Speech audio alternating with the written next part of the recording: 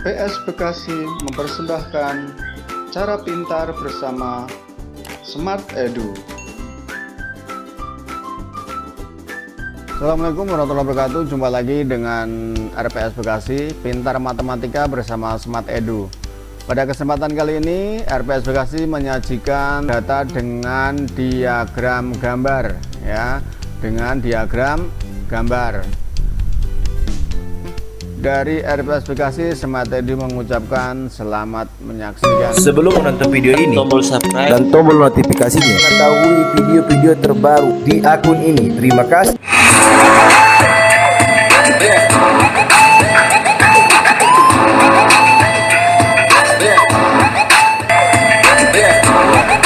Cara menyajikan data dengan diagram gambar. Apa yang dimaksud dengan menyajikan data dengan diagram gambar? Pastinya kalian masih ingat waktu kemarin sudah saya jelaskan tentang diagram gambar. Jadi cara menyajikan data dalam diagram gambar ini menampilkan data dengan menggunakan gambar-gambar tertentu yang sesuai dengan data yang diperoleh.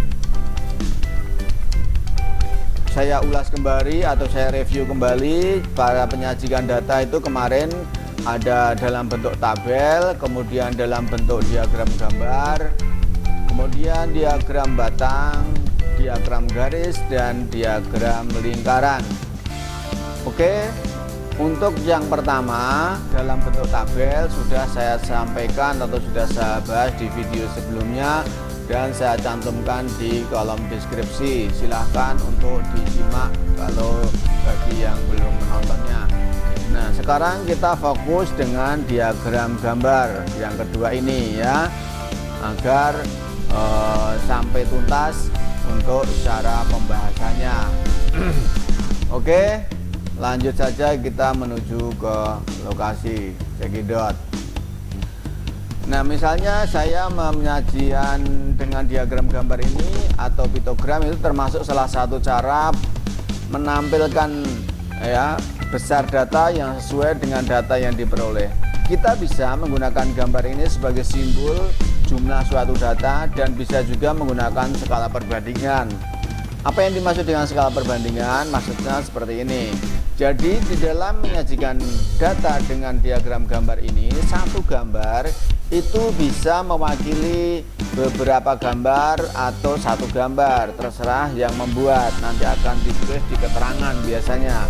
Misalnya satu gambar mewakili satu data, atau satu gambar mewakili dua data, satu gambar mewakili tiga data, satu gambar mewakili 5 data, atau satu gambar mewakili 10 data, atau bahkan berapapun boleh. Satu data mewakili 100, 1000, 1 juta boleh, ya. Karena ini adalah diagram yang mana di keterangannya nanti tertulis. Jadi untuk mengetahui data detailnya tinggal mengalihkan saja. Nah, sekarang misalnya kita memiliki data seperti ini, ya. Kita bikin dulu data daripada diagramnya, diagram tabelnya. Kita buat dulu tabelnya daripada data nilai yang ada. Nah, nanti baru kita sajikan dengan diagram gambar. Nah, misalnya seperti ini. Nah, ini diagram gambarnya nanti akan ada tulisan seperti ini. Di banyak siswa kita tulis di sini. Nah, langsung seperti ini, ya. Ini adalah contoh diagram gambar. Jadi ini gambar-gambar orang ini mewakili berapa nanti akan tertulis di keterangannya di sini, ya. Seperti ini, ya, contohnya, ya. Ya, oke. Langsung kita praktekkan saja biar tidak terlalu lama. Langsung menuju cara membuatnya bagaimana. Oke. Jadi tabel data misalnya nilai kelas 5. Di sini saya memiliki nilai kelas 5 dalam data saya. Ini angka-angkanya, tapi kita bikin dulu data tabelnya aja lah. Kita bikin garis-garisnya dulu, ya. Sabar. Nah, biar nanti mudah untuk memahami, kita bikin dulu tabelnya. Nah, data dalam tabelnya kita lihat.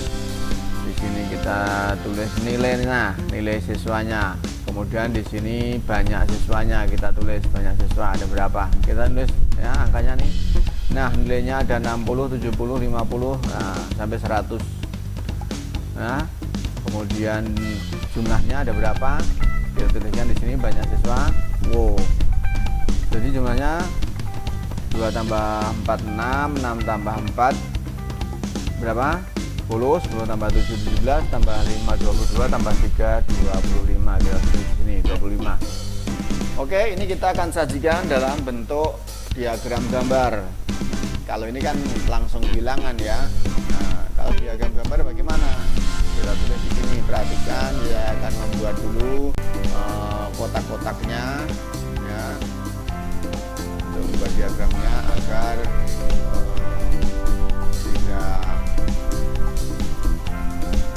agar lebih mudah untuk menyajikannya. Kita gambarkan di sini. Nah, di sini banyak siswanya tidak ada lagi angka-angka yang ini ya.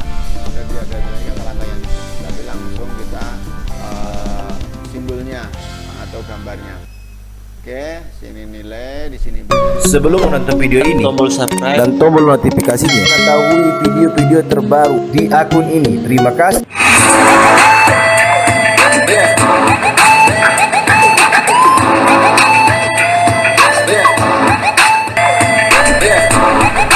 Oke, mari kita masukkan nilainya. Banyak siswanya yang dapat nilai 50. Di sini kan ada 2. Ya, kita gambarkan di sini ada misalnya, nah di sini ada dengan 2 gambar. Ya. Di sini 2, di sini gambarnya juga 2. Kemudian yang dapat nilai 60 di sini ada 4. Nah, gambarnya kita gambar di sini ada 4. Kemudian yang nilai 70 ada 4 juga. Kita gambarnya kita kasih gambar di sini 4. Yang nilai 80 ada 7. Ya, di sini berarti gambarnya kita tulis lagi 7. Kemudian yang nilai 90 di sini ada 5. Gambarnya kita kasih 5. Kemudian yang nilai 100 ada 3 orang atau 3 anak. Kita kasih gambarnya 3 anak. Kemudian di bawah ini kita kasih keterangan ya bahwa satu gambar ini mewakili 1 orang. Berarti ini tidak pakai skala tapi langsung trail detailnya ya. Jadi di sini satu gambar mewakili 1 anak atau 1 orang. Berarti artinya di sini sesuai realnya. Berarti ada berarti 50 ini langsung ini 2, ini 4, ini 4, ini 7, ini 5, ini 3 anak. Seperti itu. Paham ya? Ngerti? Oke, sekarang kita coba dengan yang satu gambar mewakili lebih dari 1 orang. Contohnya. Oke, kita lanjut ke berikutnya ya. Nih, kita tuliskan lagi datanya. Misalnya data tabel nilai matematika lagi. Ya, kita tulis gambar atau kita gambarkan dulu tabelnya seperti tadi. Yang mana memang untuk membuat tabel ini diusahakan kalau bisa ya serapi mungkin. Ya, gunakan penggaris agar gambarnya juga rapi, sehingga kalau gambar itu rapi kita untuk belajarnya juga enak dilihat pandang mata ya. Oke, nilainya seperti ini data siswanya tadi saya sampaikan lagi. Nah, sekarang banyak siswanya berubah. Di sini ada 10, 20, 25, 30, 10 dan 5. Nah, jumlahnya di sini ada 100 anak. Data nilai matematika anak. Nah, bagaimana cara menuliskannya? Kalau di data atau di diagram yang pertama tadi satu gambar mewakili 1 orang anak atau 1 data. Nah, di diagram gambar yang sekarang itu berbeda karena kita memang akan belajar untuk yang bagaimana cara membuatnya kalau satu data atau satu gambar itu bukan mewakili 1 orang tetapi mewakili lebih daripada 1 orang. Seperti tadi ini kolomnya kita bikin 2 saja cukup ya, yaitu untuk menyajikan nilai dan banyaknya. Kita tulis di sini nilainya, kemudian di sini banyaknya siswa, di sini nilai kita tulis lagi ya, 50, 60, 70, 80, 90, 100. Nah, di sini yang nilai 50, di sini ada 10 anak, ada 10 anak tapi gambarnya cuma ada 2. Nah, kemudian saya tulis lagi yang nilai 6, di sini 20, saya tulis gambarnya 4. Saya gambar kasih simbol gambarnya 4. Kemudian yang 70 saya kasih di sini ada 5.